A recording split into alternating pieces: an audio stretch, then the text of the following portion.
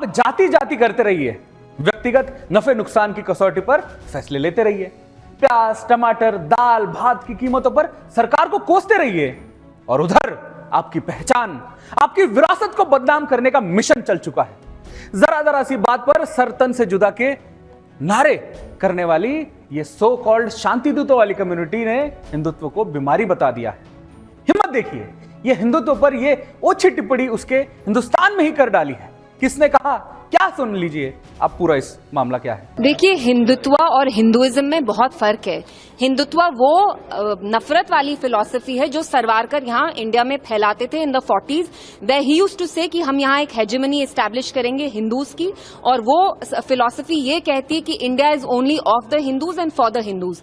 तो हिंदुत्व और हिंदुइज्म में बहुत अंतर है। जो मैंने बोला, मैं डंके की चोट पे कहती हूँ कि आजकल जय श्री राम, जिस आप राम राज्य की बात करते थे, वो राम राज्य का नहीं है। जय Shri Ram is a slogan that's bin associated with lynchings. जब आपको किसी मुसलमान बच्चे की पिटाई करनी है, आप ये स्लोगन यूज करके उसकी पिटाई कर रहे हैं। सो इट्स वेरी शेमफुल कि हिंदुइज्म जो रिलीजन है आप उसको डिस्टॉर्ट कर रहे हैं। और मैंने हिंदुत्व को क्रिटिसाइज किया, और मैं डंके की चोट पे कहती हूँ कि हिंदुत्व एक बीमारी है। इल्तिजा मैडम शुक्रगुजार रहिए कि ये हिंदुस्तान है। इस्लामिक कट्टरपंथ पर आपने अगर इस अंदाज में बांग्लादेश या पाकिस्तान में बात की होती तो सोचिए क्या होता। बांग्लादेश पाकिस्तान ही क्या, दुनिया के किसी मुस्लिम मुल्क में आपने वहां के बहुसंख्यक समाज पर ऐसी टिप्पणी की होती तो वही इलाज कर दिया जाता आपका। सरतन से जुदा का नारा लगा देते, जान और रहम की भीख मांगती है जो मैडम है।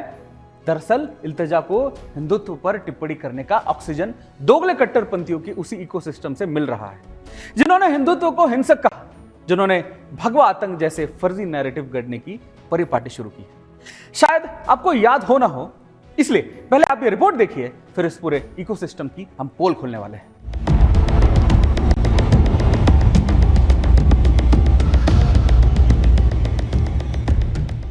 हिंदुत्व वो नफरत वाली फिलॉसफी है। भारत जो अपने धार्मिक विविधता, आस्था और सांस्कृतिक धरोहर के लिए जाना जाता है, अब एक नए प्रकार के आक्रमण का सामना कर रहा है।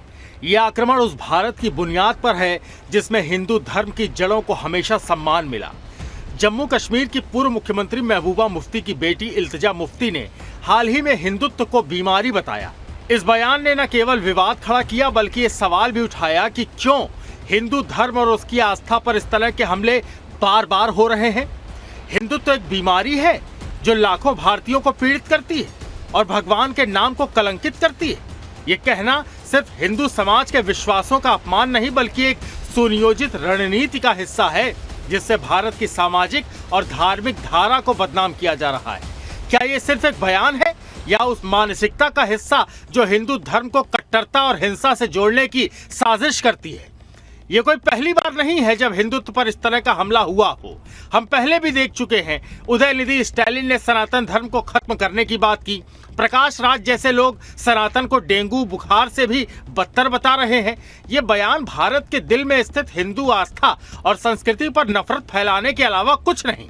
सवाल ये है कि इन लोगों को भारत में रहने के बावजूद भारत के धर्म और संस्कृति पर हमला करने का अधिकार किसने दिया? ये वही देश है जहां हर धर्म, हर आस्था को सम्मान मिलता है और हिंदू समाज ने हमेशा सहिष्णुता, प्रेम और शांति का संदेश दिया। लेकिन ऐसे बयान उस सहिष्णुता को नष्ट करने का प्रयास है जो भारत की असल ताकत है। क्या इन कट्टरपंथी मानसिकता के लोग ये नहीं देख पा रहे हैं कि भारत में जहां अन्य धर्मों का भी सम्मान होता है, वहीं हिंदू धर्म को हमेशा निशाना क्यों बनाया जा रहा है? ये वही लोग हैं जो बांग्लादेश और अन्य मुस्लिम देशों में हो रही कट्टरपंथी हिंसा पर खामोश रहते हैं। क्या ये लोग उन जिहादी ताकतों के खिलाफ आवाज उठाते हैं जो धर्म के नाम पर निर्दोष लोगों की बलि दे रहे हैं? क्या ये नहीं लगता कि ये लोग सिर्फ और सिर्फ अपनी राजनीति को साधने के लिए हिंदू धर्म और उसके आस्थावान लोगों को निशाना बनाते हैं? ये सिर्फ एक बयान नहीं, बल्कि भारत की धार्मिक और सांस्कृतिक धारा पर आक्रमण है। Bureau report, Sudarshan news.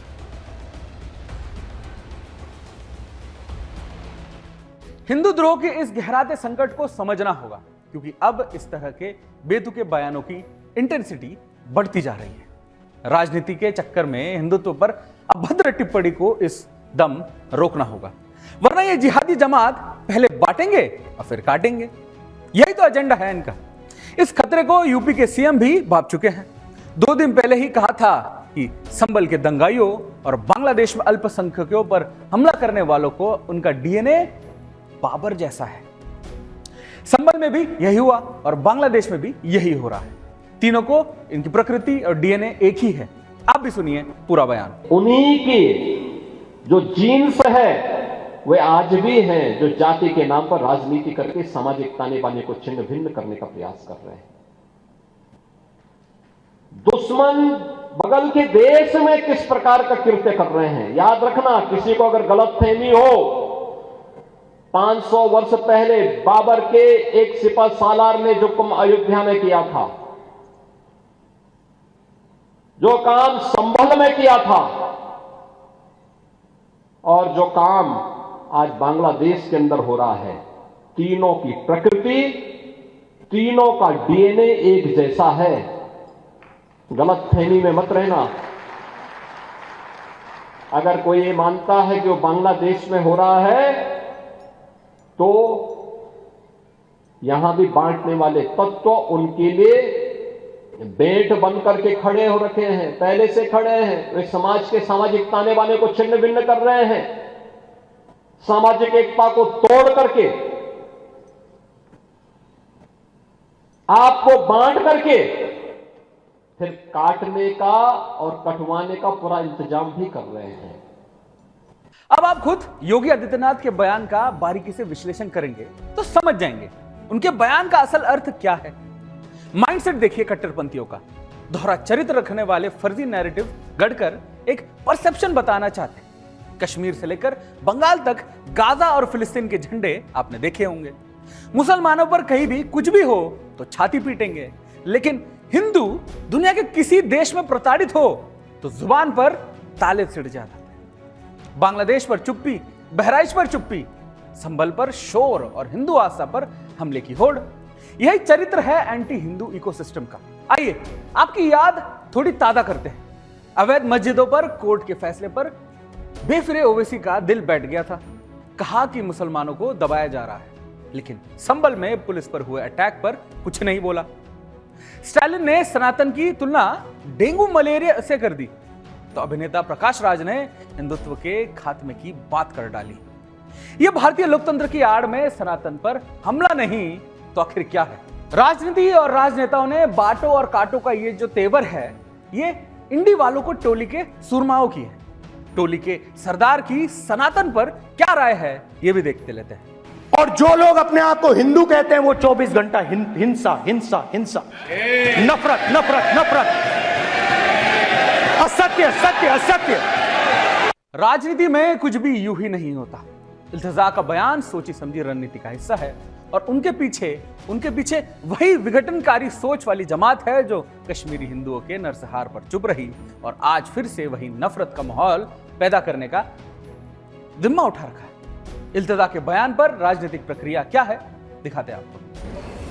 भगवानों के ऊपर कमेंट करती है, हिंदू देवी देवताओं पे कमेंट करती है। कश्मीर में किस प्रकार से कश्मीरी पंडितों को मारा गया, आज पूरे हिंदू समाज पे तुम उंगली उठाती हो। अगर हम जिस धर्म को तुम मानती हो, अगर उस पर हम उंगली उठाए तो उसका क्या संदेश जाएगा बताइए।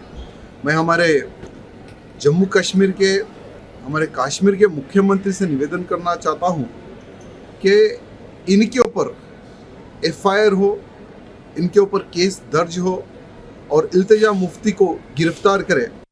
हिंदुस्तान हिंदुओं का घर है। हिंदुस्तानी अपने घर में अपने आराध्य का नाम नहीं लेंगे तो किसका नाम लेंगे? हिंदुस्तान को, हिंदुस्तान का संधि विच्छेद भी अगर करो तो हिंदुओं का स्थान, हिंदुओं का स्थान, बाकी सब यहाँ पर मेहमान। ये मान के चलना चाहिए। ठीक है कि हम मेहमान को भी पूरी कदर देते हैं, लेकिन है तो ये हिंदुओं का, इसीलिए इसका नाम हिंदुस्तान है। इल्तिजा मुफ्ती ने ट्वीट किया है, बड़ा गलत है। भगवान राम को लेकर के इस प्रकार की भाषा, अभद्र भाषा का जो प्रयोग किया है वो ठीक नहीं है। इस प्रकार की भाषा बोलना किसी भी धर्म को अच्छा नहीं लगेगा, इसलिए अपनी जबान पर इनको कंट्रोल रखना चाहिए। इससे ज़्यादा मैं यही सलाह दूंगा, क्योंकि धर्म के प्रति जो आस्था रहती है वो सभी की टूटती है, वो ना टूटे तो अच्छी बात है।